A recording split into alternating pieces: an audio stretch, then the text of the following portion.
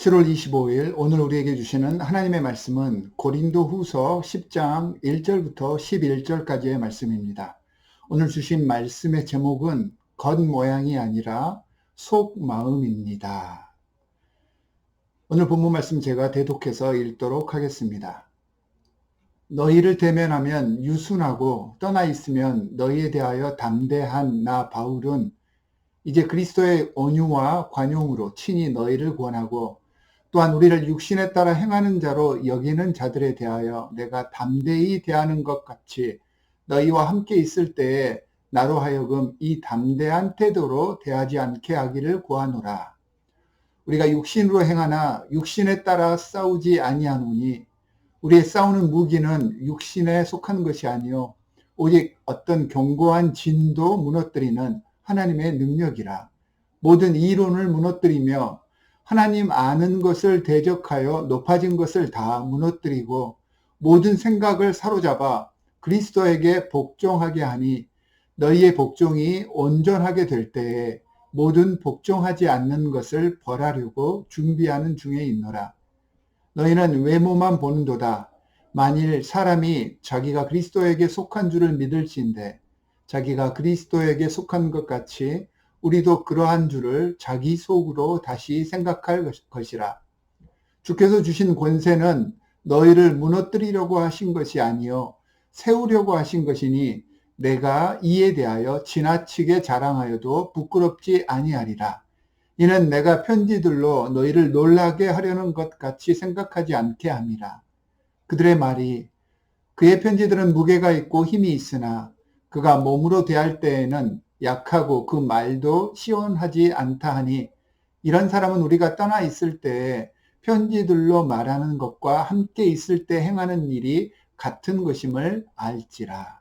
주님의 말씀입니다. 오늘 본문 말씀을 통해서 사도 바울은 고린도 교회 안에서 분쟁을 일으키면서 바울 자신과 고린도 교회 성도들을 이간질하는 세력들에 대해서 강하게 책망할 것을 예고하고 있습니다. 우리가 보통 책망한다라고 하면 우리의 혈기나 우리의 감정을 앞세울 때가 대부분입니다. 상대의 잘못을 지적하면서 오히려 우리가 지적하는 그 내용 때문에 더 열을 받게 되고 그래서 감정적으로 이 일을 처리할 때가 많습니다. 하지만 바울이 말하는 이 본문에서의 책망한다는 육적인 이런 책망이 아니라 영적인 책망을 이야기합니다. 그렇다면 영적인 책망이 무엇일까요? 상황을 올바로 판단하고 인간적인 혈기나 감정에 좌지우지 되는 것이 아니라 하나님의 지혜로 그 문제를 해결하는 것을 이야기합니다. 그러면서 오늘 본문 2절 후반부터 4절에서 하나님의 지혜로 문제를 해결하는 하나님 자녀들의 삶의 태도를 언급하고 있습니다. 제가 이 부분을 한번 읽어보겠습니다.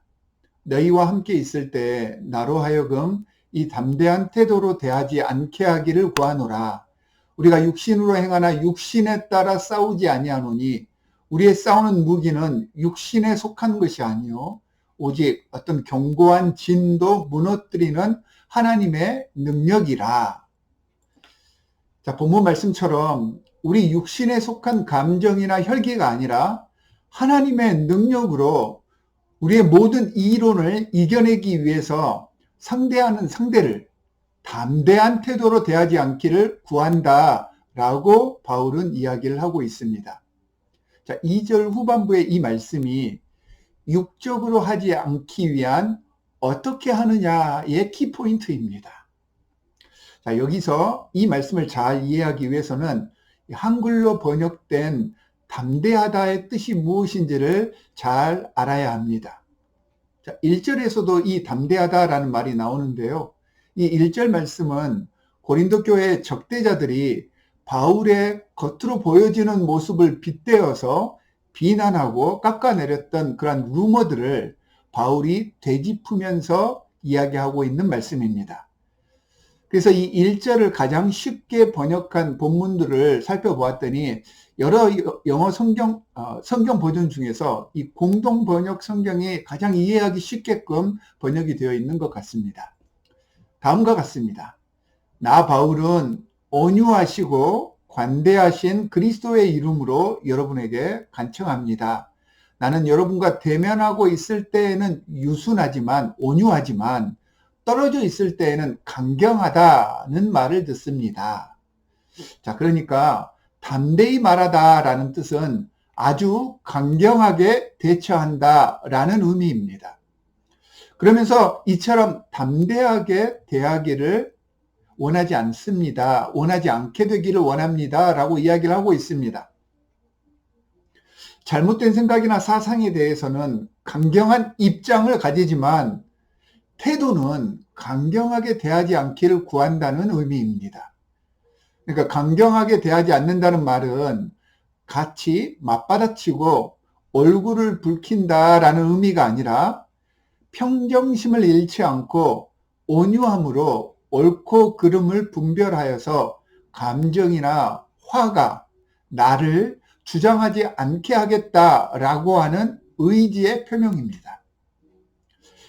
세상 사람들은 겉으로 드러나는 현상이나 또는 사람의 외모를 가지고 판단하고 비판하지만 7절 말씀에서 바울은요, 이런 외모가 아니라 겉으로 보여지는 것이 아니라 내가 과연 그리스도께 속한 사람으로 살고 있는지를 돌아보고 생각해 보라 라고 권면을 하고 있습니다. 문헌에 따르면 바울의 외모는 볼품이 없었던 것 같습니다. 또한 사람에 따라서는 설교가에게 중요한 그 웅변술이 그 당시 바울에게는 조금 부족해 보일 수도 있었겠습니다. 그래서 10절과 11절에서 바울이 글로 쓰면 그런대로 괜찮은데 대면에서 보면 신통치 않고 부족해 보인다라고 주변 사람들이 웅성거렸던 것 같습니다.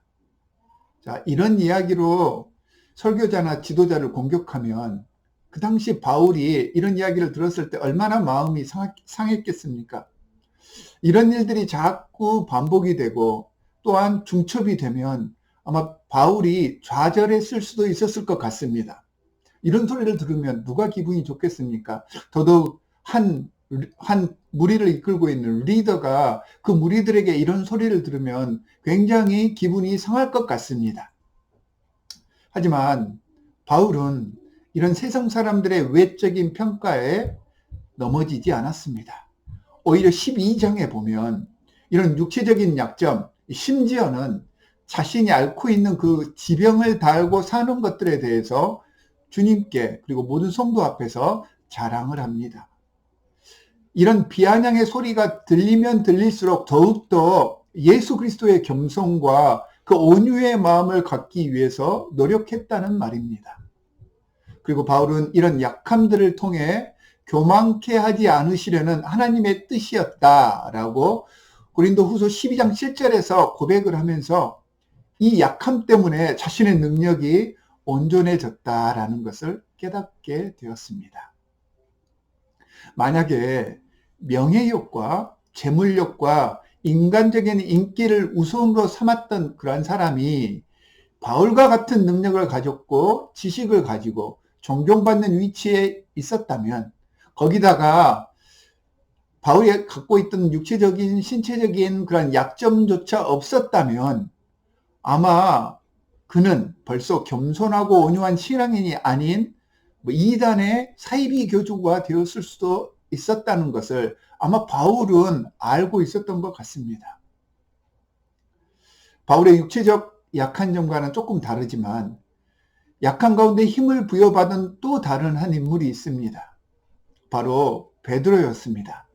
예수께서 잡히시던 날 밤 베드로는 예수님을 쫓아서 들어간 제사장 집들에서 예수님을 향해 저주하며 3번씩이나 예수님을 부인하였습니다.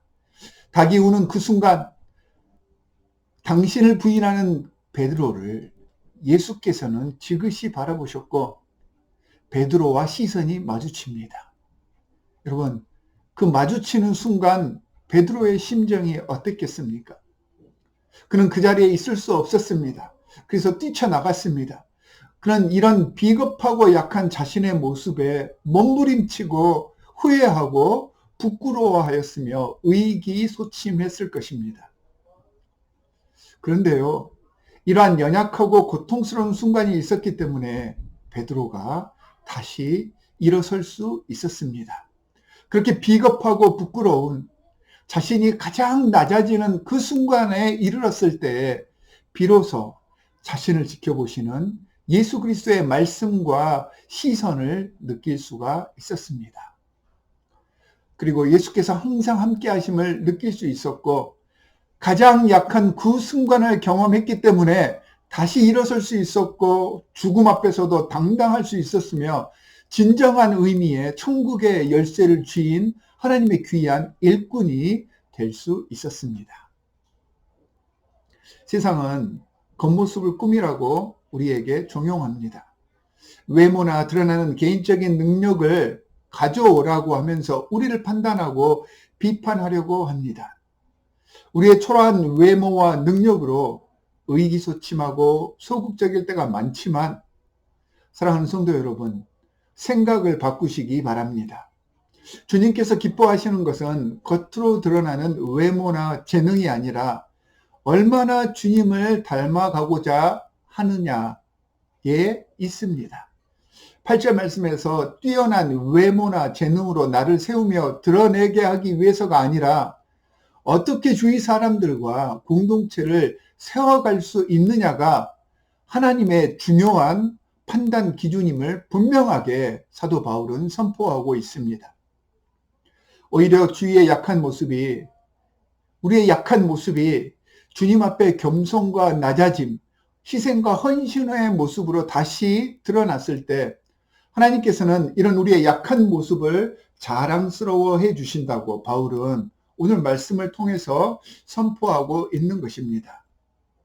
세상은 이처럼 아름다운 외모나 겉으로 드러나는 재능을 요구하며 우리에게 높아질 것을 주문하지만 하나님께서는 우리의 외모가 어떻든 우리가 어떻게 보여지든 간에 오히려 낮아지고 겸손한 모습으로 모두를 세워가는 참다운 성도가 먼저 될 것을 부탁하고 계십니다. 참 하나님의 자녀로 변화되어 가면 주님은 우리를 높이십니다. 우리를 들어 세상의 빛이 되게 하시고 리더가 되게 하시고 우리를 통해서 우리 주변뿐만 아니라 모두가 주님의 평강 안에 거할 수 있는 기적의 순간을 우리에게 베풀어 주십니다. 외모보다 예수 그리스도의 마음으로 속을 채워가시는 주님의 귀한 자녀들이 되시기를 주 예수 그리스도의 이름으로 간절히 축원합니다. 두 가지 기도 제목을 드리도록 하겠습니다.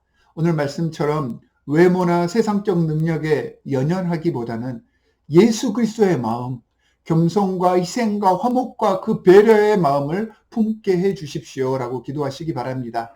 또 하나는 KPCMD, 우리 디트로이트 한인연합장로교회에 속한 모든 성도들이 건강하게 여름을 잘 보낼 수 있도록 서로를 위해서 축복하며 중보의 기도를 하는 시간을 갖도록 하겠습니다. 두 가지 기도 제목을 가지고 함께 기도해 주시기 바랍니다. 하나님 아버지 정말로 감사합니다. 오늘도 말씀을 통하여서 말씀과 함께 동행하며 주님과 동행하며 주님의 사역에 동참하는 하나님의 백성의 삶을 가르쳐 주셨습니다. 우리를 세워가며 나를 드러내는 것이 아니라 오히려 주님 앞에 겸손히 모든 이들을 섬김으로 하나님의 나라를 완성시킬 것을 주님께서는 원하신다는 것을 오늘 사도 바울을 통하여서 우리에게 알려주셨습니다. 하나님 아버지, 우리의 가장 약한 그 모습을 부끄러워하는 것이 아니라 그 순간 우리와 함께 하시는 예수 그리스도를 발견하여 약한 가운데 더 겸손하여서 하나님의 귀한 사역을 감당해내며 주님의 놀라우신 은혜를 경험하며 주위에 그 은혜를 선포할 줄 아는 아름다운 하나님의 일꾼으로 살아가기를 간절히 바랍니다. 성령으로 우리와 함께하여 주시사 우리의 부족한 점들을 채워주시고 주님과 동행하며 주님께서 기뻐하시는 아름다운 하나님의 자녀의 삶을 살게 하여 주시옵소서. 여름 동안 여러 많은 행사들과 여러 많은 일들이 우리에게 주어집니다. 하나님 아버지, 우리 디트로이트 한인연합 장로교회에 속한 모든 권속들 주님께서 축복하여 주시옵시고 아무런 사건 사고 없이 건강한 여름을 맞이할 수 있도록, 그리고 주님의 성전에서 아름답게 예배하며 서로가 더욱더 주님의 이름으로 잘 지어져 갈 수 있는 건강한 여름이 될 수 있도록 주님께서 지키시고 보호하여 주시옵소서. 이를 위하여 중보하오니 우리의 중보기도가 우리 교회 안에 아름다운 사랑의 네트워크를 만들어가게 하여 주시옵소서. 우리를 권하신 주 예수 그리스도의 이름으로 간절히 기도하옵나이다. 아멘. 하늘에 계신 우리 아버지여, 이름이 거룩히 여김을 받으시오며 나라가 임하시오며 뜻이 하늘에서 이루어진 것 같이 땅에서도 이루어지이다. 오늘 우리에게 일용할 양식을 주시옵고 우리가 우리에게 죄 지은 자를 사하여 준 것 같이 우리 죄를 사하여 주시옵고 우리를 시험에 들게 하지 마시옵고 다만 악에서 구하시옵소서. 나라와 권세와 영광이 아버지께 영원히 있사옵나이다. 아멘.